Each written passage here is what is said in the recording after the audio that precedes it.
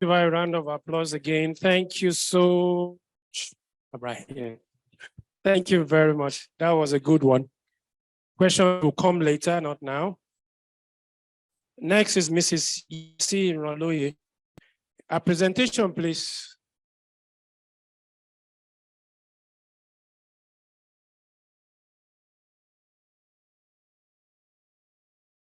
Good morning.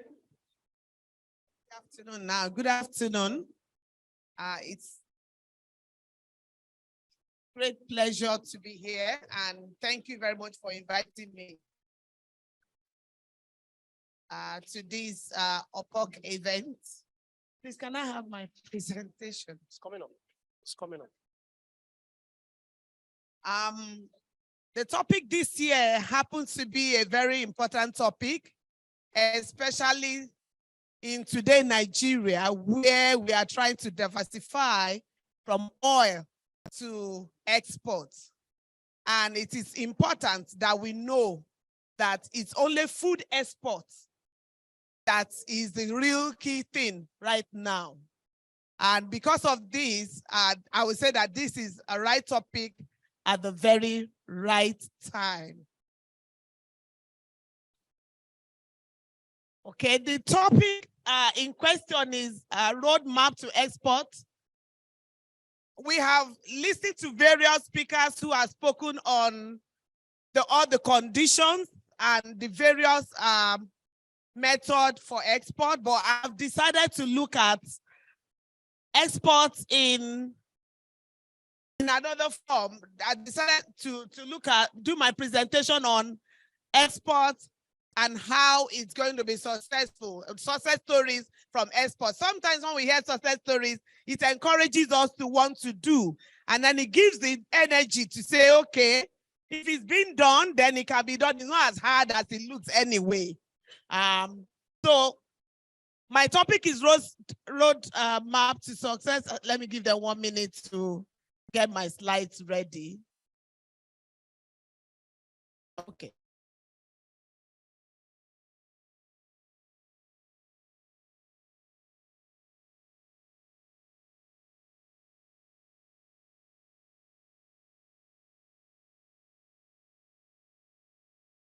Okay, while that is going on, I'll just pick on, and then as the slide comes back, I can look at that we can float or we can flow.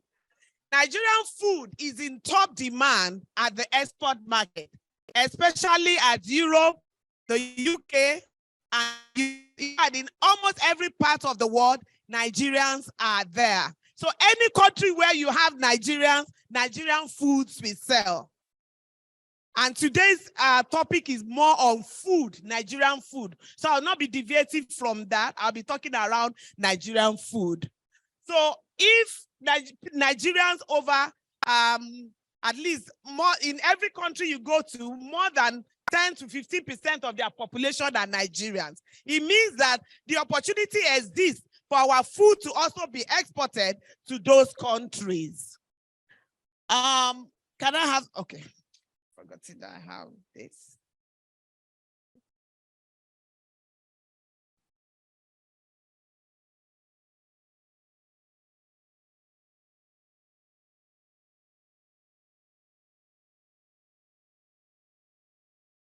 What's happening here?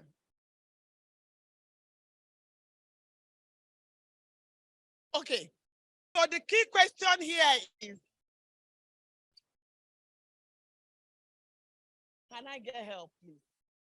It's from their end. Okay, please, can we just stop here?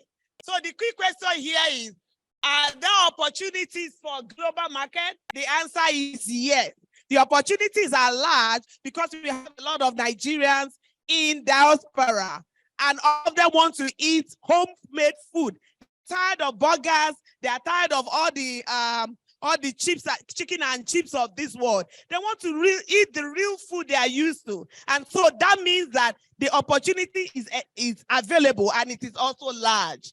And if yes, are there other obstacles? Yes. In this program, in my slides, we'll be looking at all the obstacles that are there and how we can address them.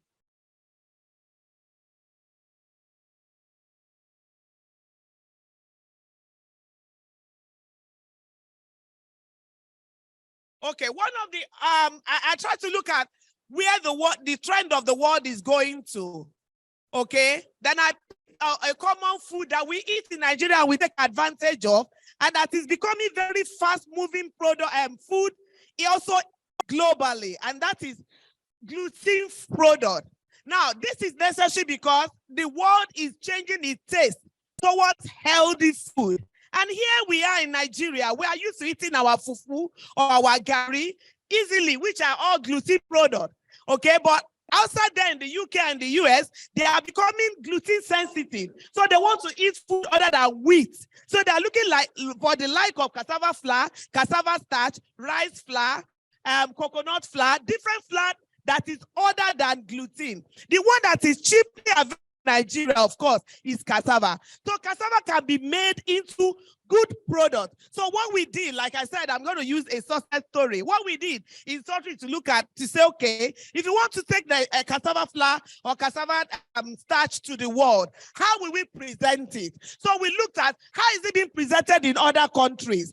What is the niche? How do we enter the market and be able to say, oh, even though Nigeria have the stigma, oh, anything from Nigeria, it might not be good. But we want it to be that when you get to the shop and you see the product, you first of all are attracted by the fact that the packaging is good. So we attacked it from that angle. Then we looked at it and said, okay, most of the top varieties or most of the top products in the shelf in the UK or in Europe, they all have EcoCert certification. So we went on and said, no, this product will not go, except we get the certification that are being gotten by our competitors, so that when they go to the store and they're looking for the product, they will see our own that's EcoCert. If they see other brand that have EcoCert, then we are competing on the same level. But if we go there, we don't have EcoCert or we don't have European standard, then they'll say, oh, this doesn't have European standard. Then moreover, it's from Nigeria.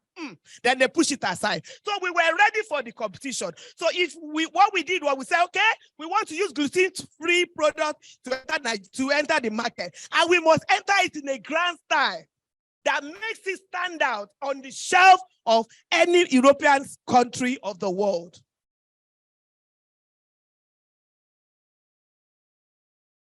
What we did also was to now design different recipes. Don't forget, the gluten product is just coming, people are just getting used to it.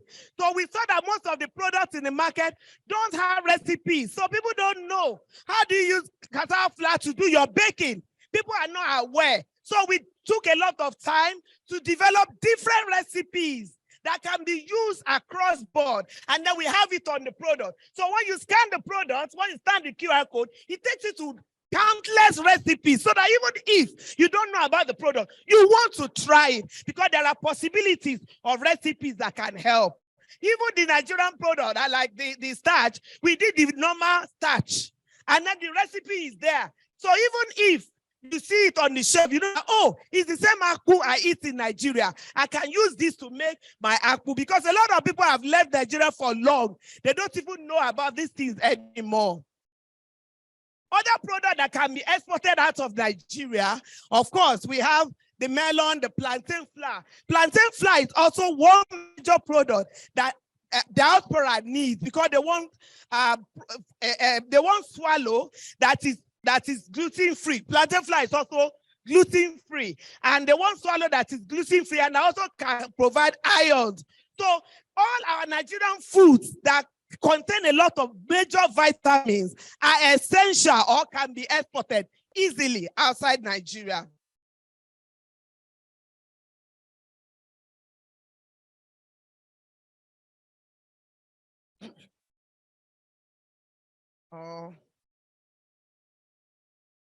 This side. Oh, really? Okay. Has it moved? Okay, let them move the. Can you just change it for me, please? I don't know where the machine is. Where is the machine? Okay, they can change it over there. Okay. Not, yeah, to the next one. To the next slide. To the next slide, please. So how to explore export opportunities. I said quality assurance. The quality of your product cannot be overemphasized. So you have to look at your product properly. Ensure that you have traceability, HACCP, your quality control is sound, and you have those documents ready. If possible, when you are exporting, ship your product with all evidences of those documents. What it does for you is that when the customer has it, assuming you are shipping a container to maybe Amazon, for example, it gives them more confidence when they see that you have those documents ready. It means that you know what you are doing. You know about them. You are not a novice. So it is key that quality is what drives our volume in the export market. And certification, like I said, is important that you get as many certifications as possible. The reason is that this is the only way they can be sure that you've done the right thing. Because with the certification, people will come from outside to visit your factory and we check and ensure that you have followed best practices. So when people go to the shop and see those marks on your product, what registered in them is that, yes, this product has been checked and been certified okay. And then it gives them confidence to buy. So quality is key. I hope I'm doing the right thing this time. Just change it for me, please. I'm not getting the, okay, good. Another thing that I want to talk about is branding. Can you take it back? Okay, that's okay. Branding. The product must be properly branded. Take your time to spend on the packaging. Honestly, you cannot overemphasize it.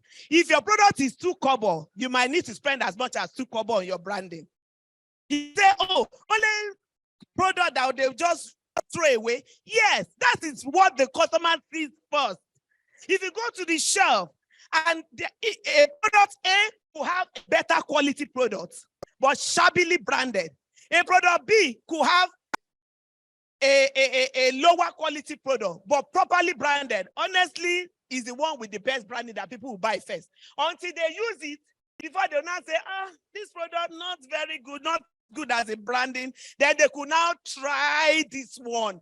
So you can imagine how many people have bought this. So if you can combine good quality with good branding, it means that branding will first of all attract them to you, quality will keep them to you.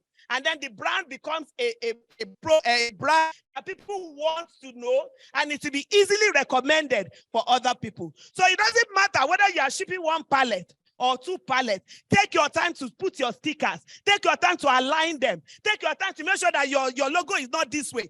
Take your time to make sure that anybody who sees this sees that you have spent time to do that product, because the people you are going to, even though they are diaspora, they are already Nigerian diaspora. So they are not the normal reseller in my village. They are polished Nigerians who also know quality and want quality delivered. Oh, it took my...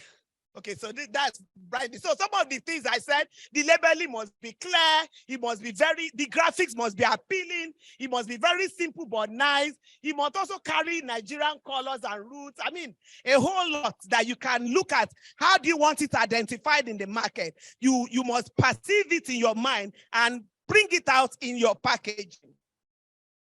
Innovative product and development. You need to spend time to also innovate. Ensure that something makes your product different in the market as compared to other products. Everybody could be selling palm wine, but you could decide to just make your own yellow palm wine.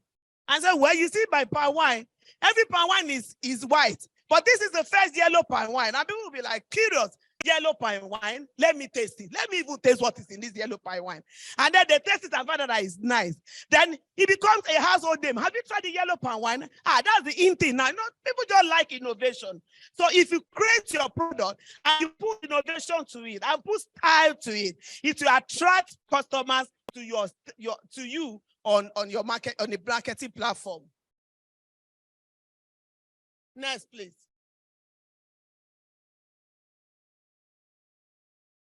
Okay. Marketing. When your product now eventually get there, you need to also spend money on marketing. Okay. Let's all look at our latest chef. Not many people knew this lady, Hilda, before the last 2 weeks. Not many people knew her. But she was going to come out. What she did was she got all the media people to be around. She ensured that she had done her homework very well. She made her stage okay. She spent some money. She made sure that when she starts, she was going to have publicity. You must spend money on your publicity. I doubt if it's possible to sell out there and not do some costing, some spending. So you need to also put money into your marketing program so that you can be able to have volumes. Quickly, please. I think I'm almost at the end. The next, okay. Obstacles, there are many obstacles. So many of the obstacles are logistics and transport, access to market, currency exchange, and counterfeit and so on. All of these are, some of my other colleagues have mentioned them. So some of the solutions is to ensure that you do your planning properly, ensure that your logistics are properly planned, and your intellectual property is protected. I'm rushing now. Please, can someone help? Oh, I needed to go to the last stage. Okay. Okay, so one of the things I would like to stress before I hand over the mic is that most of the time, our products are being rejected outside the country for simple, small things. And I took my time to try to study why. I found that most of the products rejected. In fact, sometimes the products are good. It's just because they know that the customer does not have some facility in place. For example, you want to export a product that is packaged, either even whether liquid or powder. Ensure that you use metal detectors to check every batch, every single piece, to ensure that you have your certificate registered, you have the video somewhere. Because most of the time, the product will be good. They say, oh no, we found it inside it. So because of that, we are going to destroy the container, and it's a lie. They are going to sell it. It's just that because you are here in Nigeria, you cannot fly to America immediately and go and be fighting them. But when they know that, look, this is my traceability. I have checked every batch with metal detector and scanner, and they know you have a record of it. They cannot mess around with you. So yes, it could be expensive, but please take your time. Do your due diligence. It's doable. People are doing it, and I'm sure that if you want to do it, you can also succeed. Thank you very much.